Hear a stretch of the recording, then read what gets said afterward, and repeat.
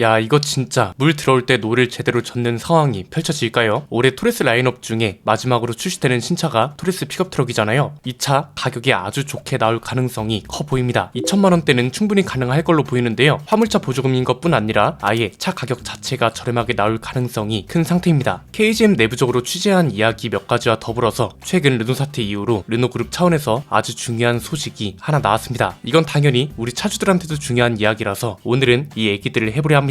미안한데 20초만 좀 빌려줄 수 있나요?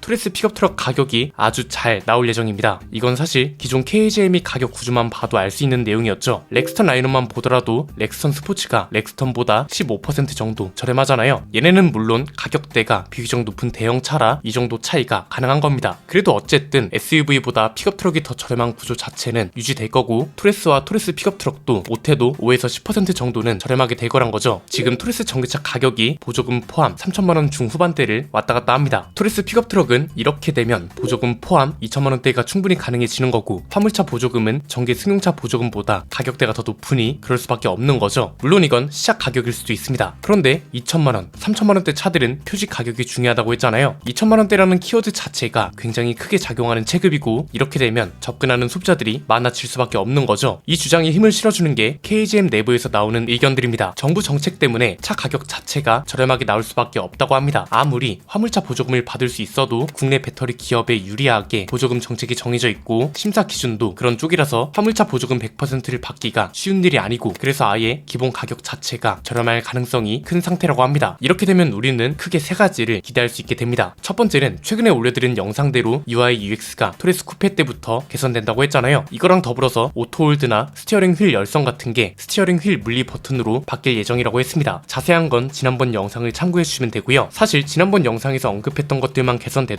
상품성이 상당히 올라갈 거라고 했었고, 이게 이번 토레스 쿠페 때부터 실현될 거라고 하니 당연히 좋은 현상입니다. 그냥 말로만 그러는 게 아니라 이미 시향까지 나왔으니 이건 안 나오면 이상한 거죠. 두 번째는 타스만을 비롯한 대형 픽업 트럭과의 간섭이 적어집니다. 이게 참 희한한 현상인데 체급이 아예 다르잖아요. 타스만은 심지어 렉스턴 스포츠보다도 큽니다. 그런데 그럼에도 불구하고 픽업 트럭이라는 이유 하나만으로 타스만하고 언급이 같이 되고 있습니다. 왜 이러는지는 저도 잘 모르겠는데 그냥 추측해보면 이렇습니다. 워낙 한국이 픽업 트럭 선택지가 없는 와중에 찾는 사람은 또 많습니다. 가성비 때문에 타는 분들도 있고 레저용으로 타는 분들도 많은데, 국산 픽업 트럭은 렉선 스포츠, 타스만, 그리고 곧 나올 토레스 픽업 트럭이 전부라 그런 게 아닌가 싶습니다. 그런데 토레스 픽업 트럭이 가격대가 이렇게 나온다면 아예 체급뿐만 아니라 가격대도 완전히 달라지는 거라서 간섭이나 비교는 확실히 피해갈 수 있겠죠. 세 번째는 신차 효과를 더 길게 끌고 갈 수 있다는 점, 이게 사실 가장 중요하다고 보는데요. 물론 토레스 픽업 트럭이라는 차가 판매량이 초대박 나야 하는 차까지는 아닙니다. 판매량이 많이 나오면 좋은 건 맞지만 회사 차원에서 봤을 때 토레스 SUV만큼 판매량이 막 엄청난 대박을 일으켜야 한다, 이 정도는 아니란 거죠. 애초에 공장 생산 능력도 한계가 있으니까요. 그런데 브랜드 차원에서는 판매량만큼 중요한 게 신차 효과를 그만큼 오래 끌고 갈 수 있냐겠죠. 왜냐하면 토레스 픽업 트럭 바로 다음 신차가 KR10이잖아요. 얘는 판매량이 굉장히 중요한 차종이고요. 호란도를 계승하는 차이기 때문에 브랜드 이미지 차원에서도 상당히 중요한 차입니다. 이때까지 소비자들의 기대치를 계속해서 끌고 가고 접근도 그만큼 높여두면 KR10은 자연스럽게 관심과 판매량이 많을 수밖에 없을 겁니다. 마침 KR10부터는 물리 버튼이 대거 살아난다고 하고, 물리 버튼이 살아난다는 것 자체만으로 기대하는 분들이 많습니다. 그냥 하나 슬쩍 던져보면 원래는 내년에 출시 예정이던 차인데 올해 말로 앞당긴다는 얘기도 나오고 있으니 소식이 나오는 대로 자세히 다뤄드리겠습니다. 그래서 브랜드 차원에서 봤을 때 토레스 픽업 트럭은 굉장히 중요한 중간다리 역할, 여기에 가격까지 저렴할 수밖에 없는 상황이라 좋은 여론도 꽤 길게 끌고 갈 수 있을 걸로 보입니다. 자, 그런데 문제는 해결해야 할 과제가 없는 건 아닙니다. 사실 내연기관 모델들은 큰 영향이 없습니다. 저공해 인증을 받은 엔진이 들어가고 하이브리드 파워트레인도 빠르면 올해 말, 늦어도 내년 중에는 도입된다고 하니까요. 그런데 순수 전기 모델들은 문제가 되는 게 비아디의 LFP 배터리를 쓴다고 하죠. 하이브리드 파워트레인은 어쨌든 배터리나 모터보단 엔진이 중심이기 때문에 그 영향력이 덜하지만 순수 전기 모델은 배터리 팩과 모터가 9R입니다. 문제는 LFP 배터리 자체보다도 일반 소비자들은 그 LFP 배터리를 비아디로부터 공급받는다는 걸 문제 삼을 수 있다는 거죠. 생산 단가와 기술력이 가장 중요한 이유겠지만 장기적으로 봤을 때는 부품 국산화를 이뤄내는 게 필요하다고 했던 이유도 여기에 있는 겁니다. 어차피 우리나라 친환경차 정책은 큰 이변이 없는 한 지금과 분위기가 크게 다르지 않을 겁니다. 그냥 200만원 정도 저렴하게 출시하면 보조금 방어는 충분히 될 수준이라서 정책 자체는 영향이 크게 안 되는데 소비자들 여론이 문제란 거죠. 중국산 제품에 대한 소비자들의 인식은 중국 선호도만큼이나 좋지 못합니다. 지금은 르노가 여론적 문매를 거의 다 가져가고 있지만 냉정하게 봤을 때 이 이슈가 조금 잠잠해지면 다음 타깃은 KGM이 될 수밖에 없을 겁니다. 현대기아차라는 거대 기업이 본진으로 있는 나라이기 때문에 이건 어쩔 수 없습니다. 이 대목에서 이제 르노그룹의 근황을 살펴볼 필요가 있는데 왜 그러냐? 이제는 LFP 배터리 단가 때문에 중국과 협업한다는 말이 안 통하는 시대가 점점 다가오고 있습니다. 이건 CATL과 협업하는 현대차그룹한테도 포함되는 말이었는데 현대차그룹은 이미 LG와 전기차 협업을 집중적으로 이어나가는 방향으로 결정했기 때문에 논의가 됐고요. 우리가 여기서 봐야 할 건 르노그룹과 LG 엔솔이 공급 계약입니다. LG 엔솔이 NCM 배터리 공급 계약을 한 게 아니라 LFP 배터리 공급 계약을 체결했거든요. 2025년 말부터 5년 동안 59만 대 정도 되는 물량을 공급받기로 했습니다. LFP 단가 자체가 비교적 낮다 보니 꼭 중국 기업 제품이 아니더라도 저렴한 가격으로 전기차를 내놓을 수 있는 기회가 르노한테는 생긴 거죠. 그리고 한국 기업이 LFP 배터리를 쓰게 되니 미국이나 유럽에서 관세 폭탄을 맞을 걱정도 덜 하고요. 이 소리는 뭐냐? 이제는 LFP 배터리도 국내 기업을 통해 공급받을 수 있는 기회가 생겼다는 거고,